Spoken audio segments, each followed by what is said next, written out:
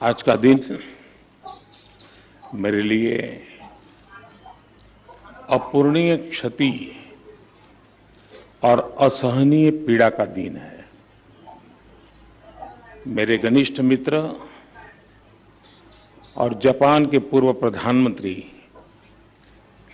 Shri Shinzo Abe अब हमारे बीच नहीं रहे हैं।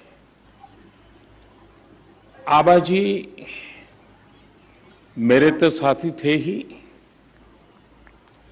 वो भारत के भी उतने ही विश्वसनीय दोस्त थे। उनके कार्यकाल में भारत जापान में उनके जो राजनीतिक संबंध थे हमारे, वो को नई ऊंचाई तो मिली ही। हमने दोनों देशों की साझी विरासत से जुड़े रिश्तों को भी खूब आगे बढ़ाया।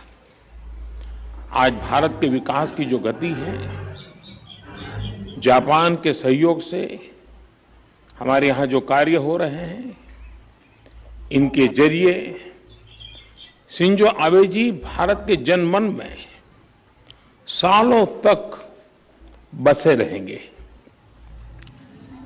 मैं एक बार फिर दुखी मन से मेरे दोस्त को श्रद्धांजलि देता हूं।